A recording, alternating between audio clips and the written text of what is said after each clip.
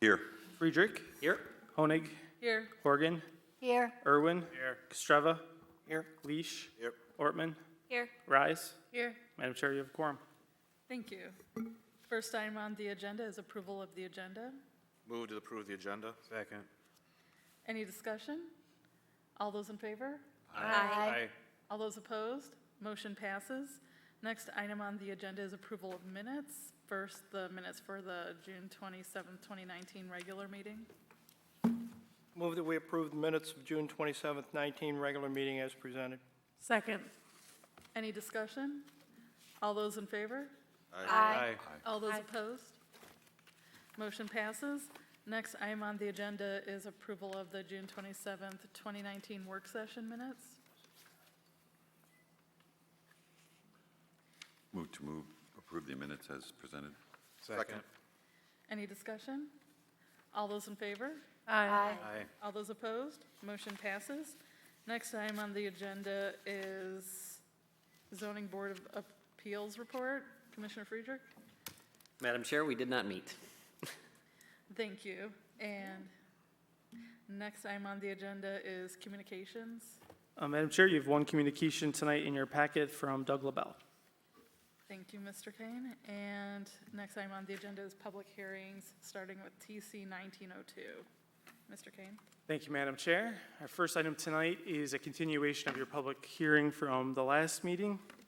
You'll recall that the text change deals with non-conforming parking lots, specifically parking lots that are non-conforming as a result of their location on the lot. As a result of the discussion during the public hearing portion of the meeting last month, staff took back the language that was proposed to be changed from the initial proposed amendment, worked with the city attorney to draft an updated ordinance that's largely consistent with that suggested language, and we're bringing it back tonight for another public hearing and a recommendation to the City Commission to adopt the amendment as presented. Thank you, Mr. Kane. I will open this up for public comment, if anyone would like to comment. Seeing no one, I'm closing public comment and opening up discussion. Move to recommend the City Commission adopt text change 1902. Second. Any discussion? All those in favor? Aye. All those opposed? Motion passes. Next item on the agenda is Z 1901. Mr. Kane? Madam Chair, the rezoning before you tonight is a proposal to rezone a parcel of land owned by the City of Mount Pleasant. It's one of two parcels that constitute what is known as Canal Street Park. The map on the screen and in your packet demonstrates the location of that parcel. It's on the northwest corner of Riverview Drive and Canal Street in the southwest area neighborhood. In the process of adopting the 2018 zoning map, the city worked to identify all city-owned parcels, especially those that are park space, and identify those properly as civic zone. Unfortunately, in that process, we missed this parcel. It is currently vacant. There are no public park amenities on it at this time. The proposal tonight is simply to update the zoning map to reflect the property status as a public park and zone it as civic zone, consistent with the manner in which our other park properties are zoned. Any questions for Mr. Kane? I will open up public comment if anyone would like to comment. Seeing no one, I'm closing public comment and opening discussion. Recommend that City Commission rezone the property described as Riverview Lot 6 from CD3L to Civic Zone. Second. Any discussion? All those in favor? Aye. All those opposed? You did a public hearing, right? I- That went so fast. I thought I did open. Yes, you did the public hearing, Okay. yep. The For a motion second there, I passes. thought you didn't, so. Next item on the agenda is public comment. This is the last opportunity for the public to comment on whatever it is they want to comment on. Seeing no one, I'm closing public comment, and next item on the agenda is new business. Discuss and consider setting a public hearing on a proposed rezoning of McGurk subdivision lots 1 through 10 from CD3 to CD4 with a residential dwelling use only special requirement. Mr. Kane? Madam Chair, the properties in question, McGurk subdivision lots 1 through 10, are shown on the map on your screen. They're the properties that are outlined in yellow. This is an area that is directly south of the city's Sunnyside Park in the West Side neighborhood. The 10 lots in McGurk subdivision were platted in 1982. The deed restrictions that were recorded with that plat require that all of these lots be constructed with a two-family dwelling on the lot. To date, 5 of the lots have been developed with two-family dwellings, and 5 of the lots remain vacant. The lots were previously zoned R3 residential prior to the 2018 rezoning. The lots transitioned to CD3 at that time, which was the equivalent zoning district. Because two-family dwellings are a special land use under the CD3 zoning district, similar to the classification under the R3 district, staff felt that rezoning to the CD4 district, where two-family dwellings are permitted by right, made more sense, given that the intent of the subdivision when platted was to allow the construction of two-family dwellings. This would prevent those two-family dwelling constructions from requiring a public hearing process and discretionary approval from the Planning Commission in the future. Staff is also recommending that a residential dwelling use only special requirement be added on the zoning map over those lots if they are rezoned to CD4, which would eliminate the potential for operating a commercial or office use on any one of these lots, again, consistent with the intent when the neighborhood was platted.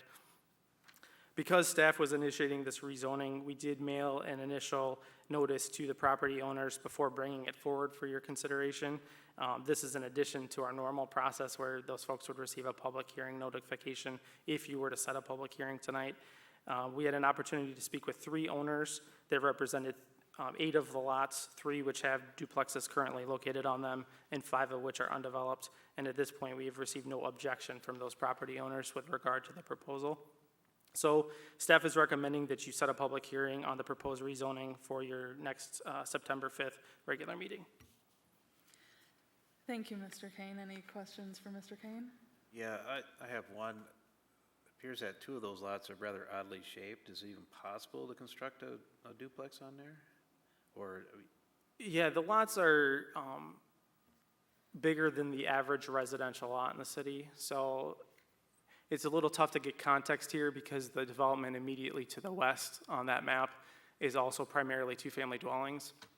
But I don't have the dimensions right in front of me, but the frontage on those lots for the most part well exceeds our 50-foot minimum lot width requirement in the CD3 zoning district. So presumably when they platted it, they paid attention to that. I think most of the lots are in like the 9 to 10,000 square foot range. Well, and CD4 only requires 18 foot. So would these lots, if they were rezoned to CD4 with the residential restriction, would they be open to only to a duplex, or would they be allowed to, let's say, take down all of the buildings on them and build a large apartment complex there? They could certainly, it would require both vacating the plat and eliminating the deed restrictions for that to take place.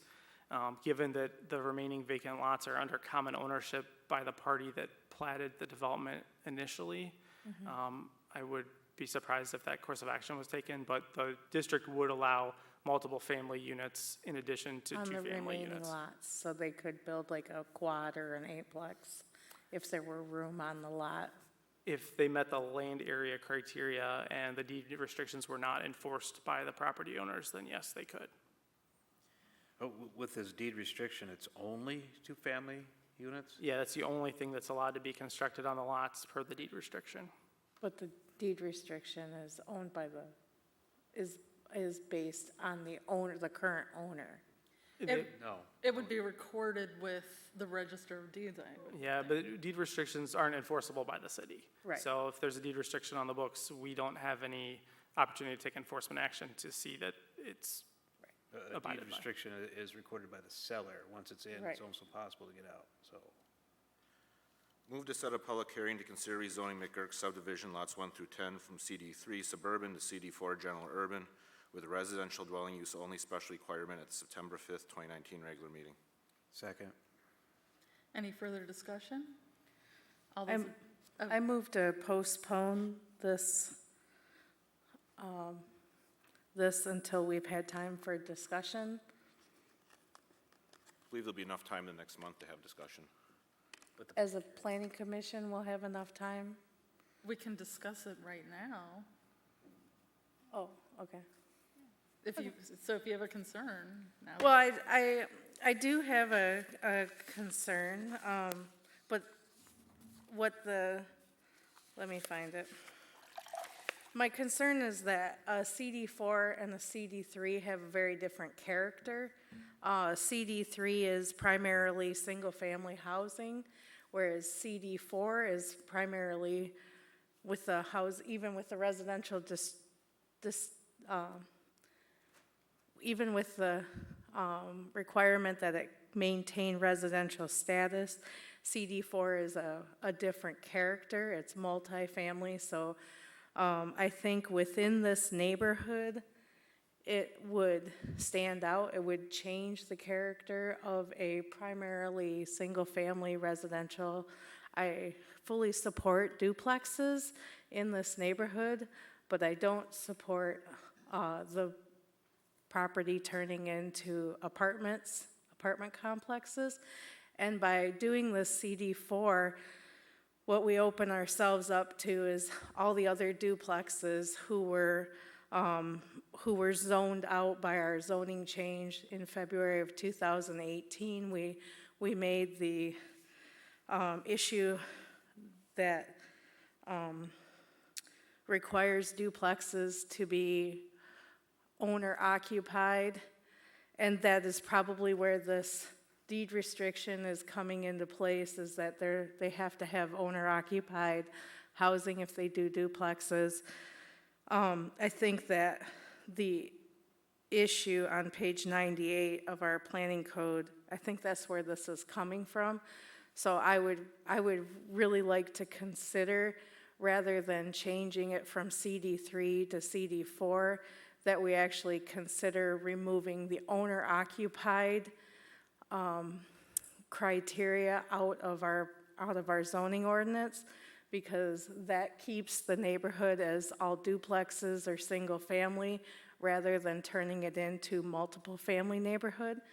So that was why I wanted to postpone it, so that we could look at making it into keeping the character of the existing neighborhood, the density down from 1 and 2 family homes that are in the missing middle versus multiple family homes by turning it into CD4.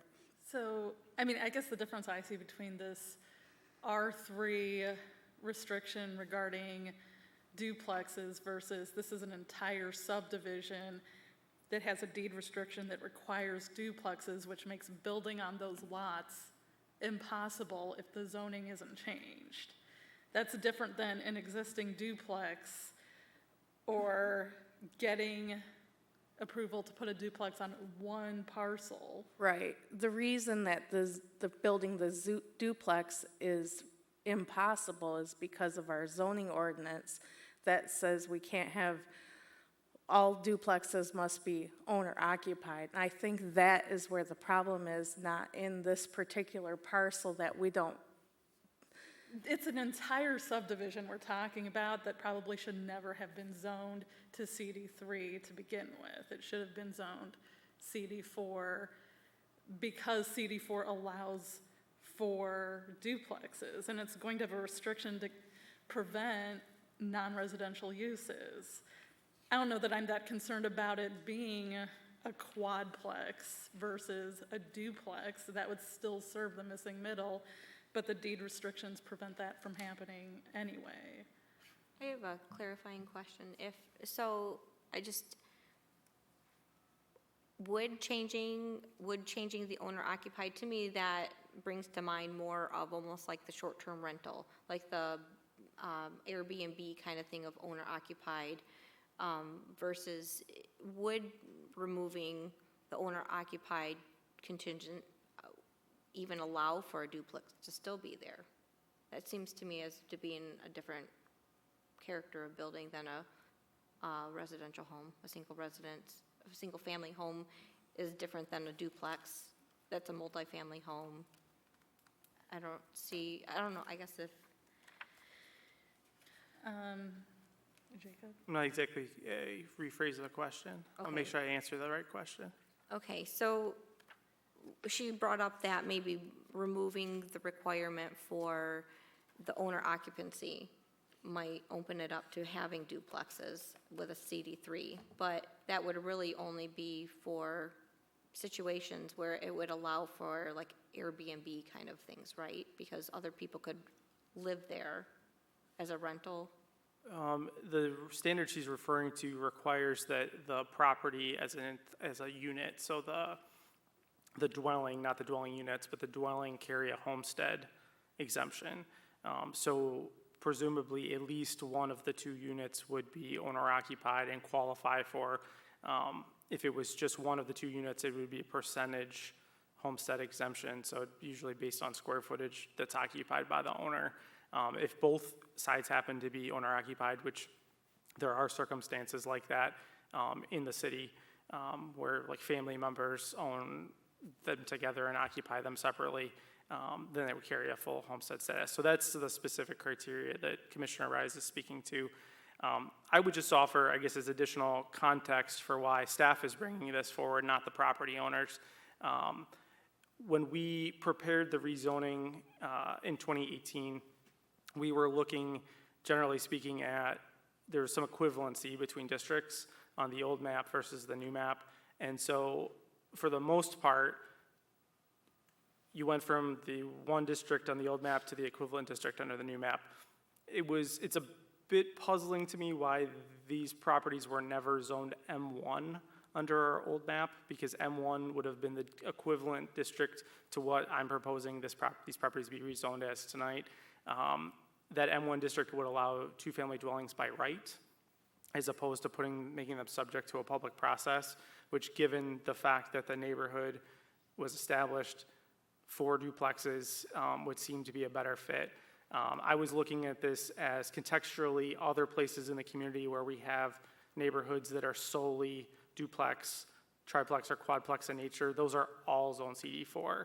So Rosewood condominiums, Eagle Point condominiums, Orchard Glen, any of the places where we have purpose-built neighborhoods with similar housing types that are denser than single family, those are all in a CD4 district.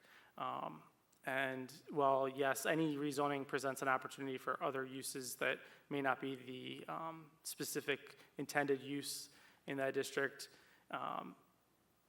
just because that's possible doesn't mean that it's likely. And given the reactions from the property owners, I didn't gather that folks were salivating at the thought of building denser housing. I think they were all operating under the presumption that this would align our zoning with their deed restrictions. It's on page 100, the table is 154410A. So in a CD3L or a CD3, they can have a two-family dwelling duplex, provided that they get a special use permit. So it's not impossible for them to have the duplex now. What's impossible is that they have to have owner occupied. So that's the part that is making the problem. But Is there a problem?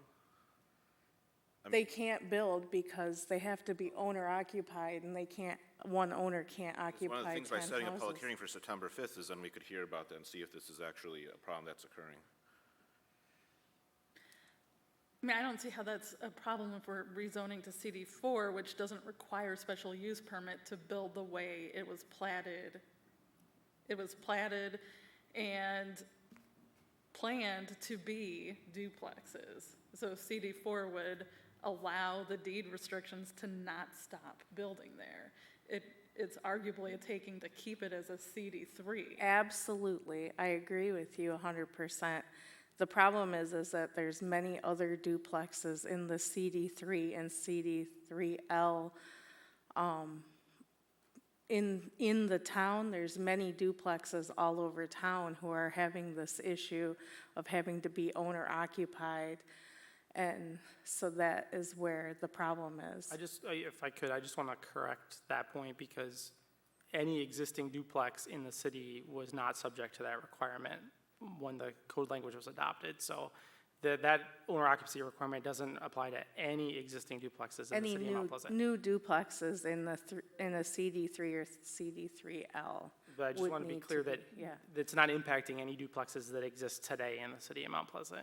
It's other vacant properties or other properties that might be more suitable as a duplex in the CD3 or CD3L. I just want to make sure that was understood, because that's not how I took what you said, so. It did sound like you were saying that there were existing duplexes that had that problem, which isn't the case because they were grandfathered in. There's been a lot of confusion about that point, so I wanted to make sure anybody listening understands that that's not the case.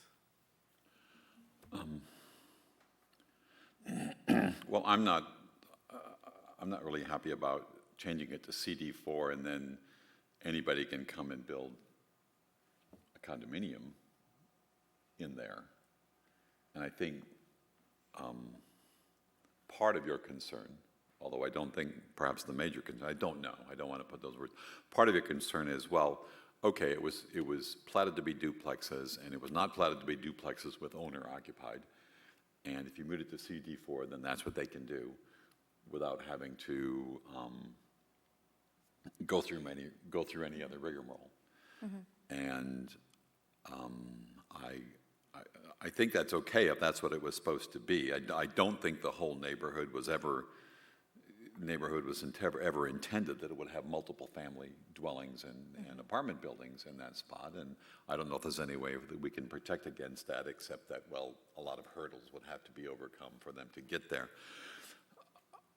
I have a concern about dealing with this duplex in CD3 issue in this manner. In other words, what you're proposing is we change that rule, but if we're going to talk about that rule, then I think we should do it completely out front and through the front door, as opposed to just using this occasion as a way to not really face it, in my mind. I mean, if we're going to deal with that, then I think we should deal with it directly. And this doesn't sound exactly like that situation. I think it's worthy of a conversation. That was why I motioned to postpone, because I think that conversation should be had first before we deal about one specific property. Because in the whole planning realm, that's what we're supposed to be doing, is looking at the whole, as a city as a whole. So if we look at the whole map and we say CD4 makes sense here, that definitely is worth talking about. But if we're doing it just because one individual property owner wants to use the property the way they intended when they bought it, that's another issue. So this is not one property, that's 1, 2, 3, 4, It's one owner. 10 properties we're talking about rezoning. It's not a spot rezoning, it's an entire area that clearly was intended to have duplexes based on the deed restrictions, the plat, whatever other plans Right. the person that did the plat planned on.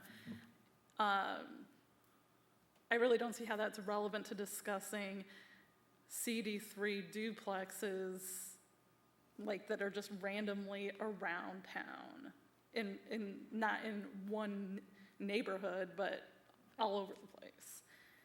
I don't see why we have to postpone this to discuss that. We can certainly discuss that. I just don't see how that's relevant to this. Well, Jacob, how,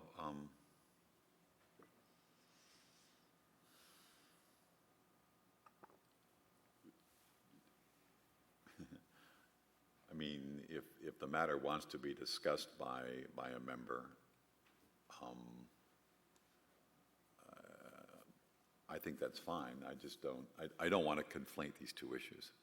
Okay, yeah. And my original motion doesn't conclude anything now, just to set a public hearing for September 5th. Right, Where you right. can actually have this in greater discussion and get input from people who live there, and then we have to go and set something sooner or later, so might as well.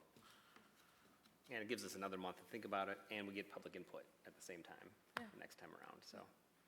I'm not really opposed to turning it to CD4. I just think in the essence of fairness, it brings up the broader case of what we are doing with all duplexes in CD3 and CD3L.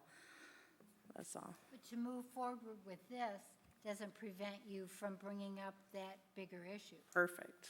You know, I mean, I agree. It's a separate thing that deserves a big discussion. So what's the motion we have before us right now? A motion to postpone, which I don't think anyone seconded, so, Needs a second or it dies. or, I mean, can the person that brings a motion withdraw it if that's something they want to do? Well, if there's no second, it would die, so Okay, if it's unseconded, we'd go back to the original motion. okay. Is anyone going to second? Okay, that motion fails, and Your I had the You're original back to motion. your set of, you're back to your set of public hearing motion. okay, and we don't need any further discussion? Unless you Okay. do, All those in favor of setting the public hearing? Aye. All those opposed? Motion passes.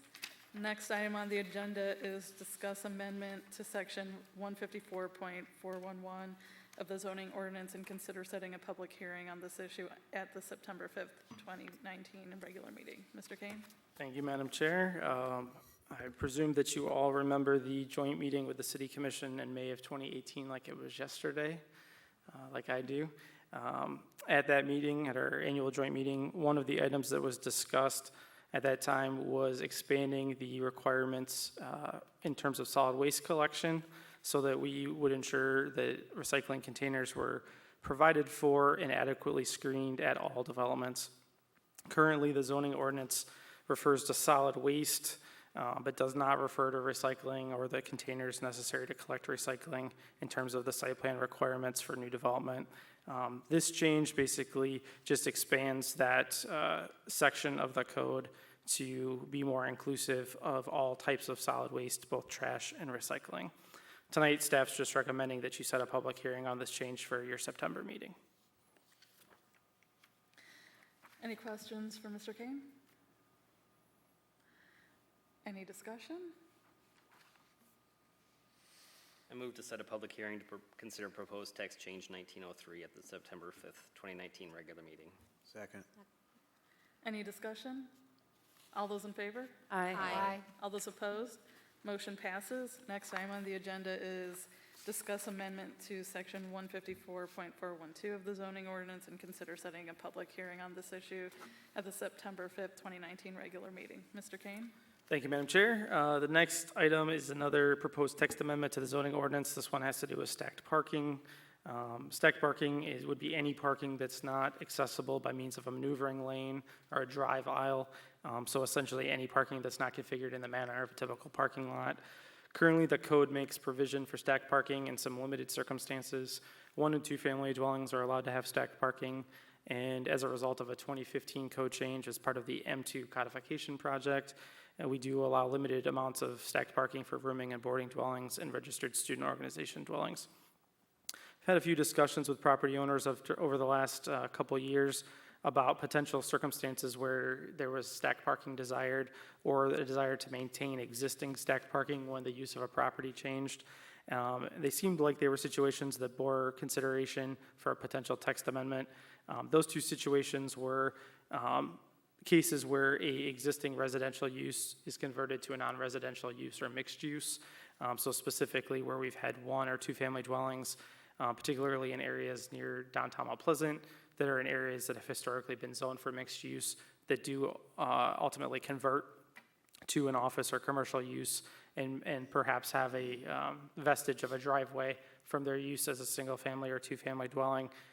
In those cases, in order to complete the use conversion, it's been required that those driveways be removed or that those parking areas be converted to full parking lots. Those full parking lots would generally not be consistent with the character of the area they're located in or the property that they're a part of, which is a house structurally. The second situation is areas where certain properties take their vehicular access completely from the rear, whether it's a rear alley or a rear lane. One of the major reasons why stacked parking has been prohibited is to ensure that when folks enter and exit a property across the sidewalk, they're doing so in a forward manner, so that they're able to see any cross traffic, whether it's automobile, bicycle, or pedestrian. In a rear alley, generally speaking, speeds are dramatically lower, the amount of traffic is lower, and there's much less pedestrian and bicycle traffic than you'd find on the main street. And so those were two cases where I felt it may be appropriate for some additional limited stack parking to be permitted. The upside is that this might help facilitate some use changes in places where a house might be better suited to an office at this time. It also allows for those homes to revert back to a home more easily in the event that there's a future change of use. I'll use an example. There's currently a home on Broadway Street. It was converted to an office use about 3 years ago. It's currently on the market. It still has all the components of a home, except for the driveway and parking. Having that as an element of that property might make it more flexible to go back and forth between those two permitted uses in that district.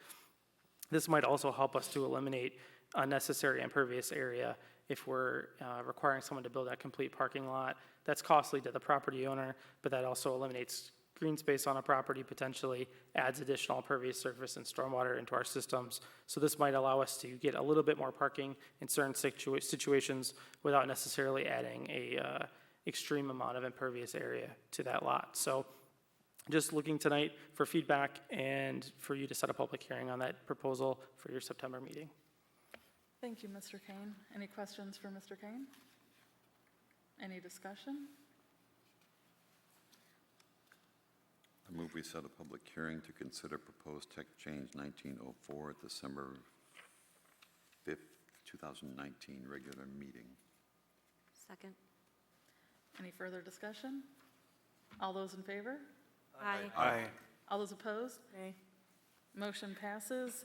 Next item on the agenda is discuss amendment to table 154-405A of the zoning ordinance and consider setting a public hearing on the issue on the September 5th, 2019 regular meeting. Mr. Kane? Thank you, Madam Chair. So our final new business item tonight is brought to you for consideration. These are additional items that were identified during that initial one-year review of the new current zoning ordinance. These are 3 items that fall within table 405A. That is the table that contains all of the district standards for each zoning district, so setbacks, building and lot requirements, et cetera. So that's why they're being brought forward as one proposed text amendment. These particular amendments deal specifically with the CD3L and CD3 zoning districts, which are primarily 1 and 2 family dwellings. It's the principal use allowed in those districts. The first change that's proposed is with regard to fencing and walls. For those of you who were on the Planning Commission in 2015, which is many of you, at that time we did recommend, and ultimately a text change was approved, which increased the allowed fencing within side yards in the city. When the current zoning ordinance was adopted, the standards essentially rolled back to what the standards had been historically before 2015. At this time, in a side yard setting, on a side street, so this is specifically on corner lots, and on the side of the lot that's adjacent to that side street, the maximum fencing allowed in that side yard is 4 feet in height and 100% opaque. The 2015 amendment allowed for fencing that went up to 6 feet in height, so staff's recommended adjustment on that language would restore that 6-foot maximum fence height standard. Basically just restoring the code change that was adopted 4 years ago in those 2 districts. The second proposed change has to do with roof pitch.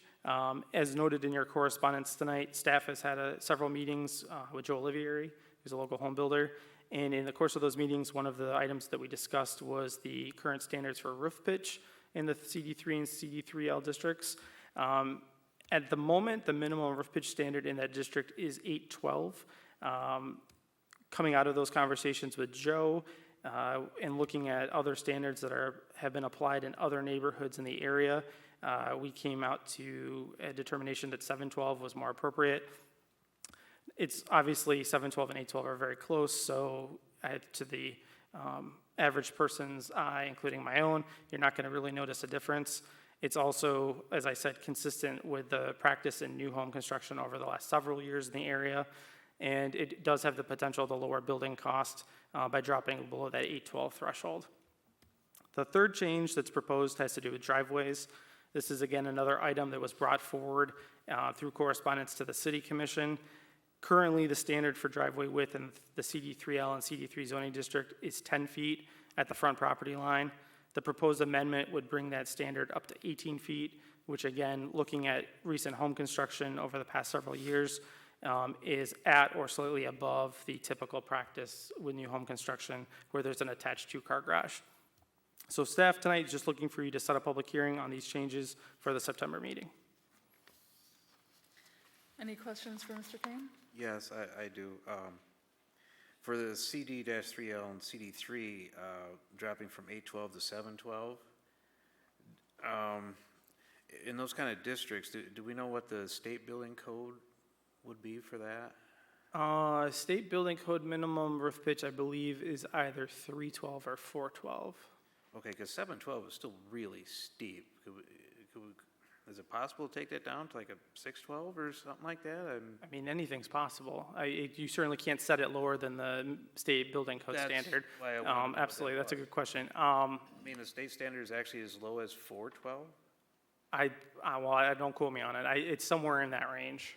Okay, would it be possible for staff to find that out before we have the meeting? I mean, I'm not asking to postpone it, but. Yeah. they have Oh, that absolutely. information. Yeah, I could have that answer tomorrow. That'd be great. Yeah, and the intent here was really when in looking at home plans that had been submitted to the city over the past several years, talking with Joe, looking at home plans that have been built outside the city, 712 is the standard practice in those neighborhoods. In fact, some of those neighborhoods have their own deed restrictions that set it at 712. There are some advantages to the pitch of the roof that go beyond aesthetics in terms of durability. Especially in our climate, the steeper pitch has a lot of benefits in terms of promoting positive drainage and preventing decay of the roof. So that's part of the reason why the general practice out there is to build at that pitch. And in the conversation, above 812 starts to impose some additional safety criteria on crews working on those roofs. And so it seemed like a logical standard to maintain the desired outcome when the code was adopted, but to bring things more consistent with practice that we've seen in recent years.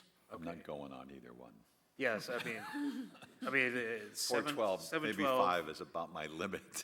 712 is still a little hairy, so, I mean, most houses, at least that were built 20 years ago, don't even come close to that. So if you're comfortable with it, I'm fine too, but I'd hate to see somebody say, well, I'm just gonna build elsewhere if I got to build a 712 roof. And it helps keep costs lower so that housing's more affordable if you keep it at 612. Yeah, well, if we get that information. that's Yeah, I what can we'll absolutely have get that for you. Next week, or next month. Jacob, are there any, for the driveways one, are there any properties in Mount Pleasant that are, where 18 feet would be most of the front yard? No. I was actually just looking at a lot in town where there was a zoning compliance letter request. So periodically, the department is asked by appraisers or insurance companies to provide zoning compliance information. And this particular lot is about 40 feet wide. Okay. And I remember thinking, like, you don't see that every day in Mount Pleasant. Yeah, a typical downtown lot for a storefront's 22 feet wide. A typical residential lot in the city is going to be probably, if you were to average it out, somewhere in the high 50s or low 60s, because 50 and 66 feet tend to be the most common dimension for a front lot line. I just don't know which would prevail across the entire city. Okay, thank you. Great question, though. Yeah, I think a lot of people have run into that at this point. I mean, I know a neighbor down the street from me only has a one-car garage, but the existing driveway, and she had it all replaced, the existing driveway was wider, and now they have a trapezoid because of the 10-foot requirement. Any other questions for Mr. Kane? Any discussion? Move to set a public hearing to consider proposed text change 1905 at the September 5th, 2019 regular meeting. Second. Any further discussion? All those in favor? Aye. All those opposed? Motion passes. Next item on the agenda is staff report. Mr. Kane? Thank you, Madam Chair. Next month is probably going to be a very busy meeting. We already have one special use permit and site plan application in. We are expecting that we may get 2 to 3 additional applications by our deadline on August 12th, plus all the public hearings that you set this evening. So just, we will likely not have a work session next month for that reason. I do, in addition to letting you know about next month's agenda, want to remind everybody that the MAP conference is coming up. It's September 25th, 26th, and 27th in Kalamazoo. Boo, fire up chips. So even though it's only in Kalamazoo, it's a great opportunity to learn about planning, and the city is happy to support you in your travels and registration and staying there to participate in the conference. You can sign up to attend just for a day. We historically have generally probably had about a half planning commissioner attend per year, about every other year somebody goes. So if you're interested in attending, do let me know and we can make the appropriate arrangements for you to be there. Thank you, Mr. Kane. Do we have a motion to adjourn? Move to adjourn. Second. All those in favor? Aye. Aye. Meeting adjourned.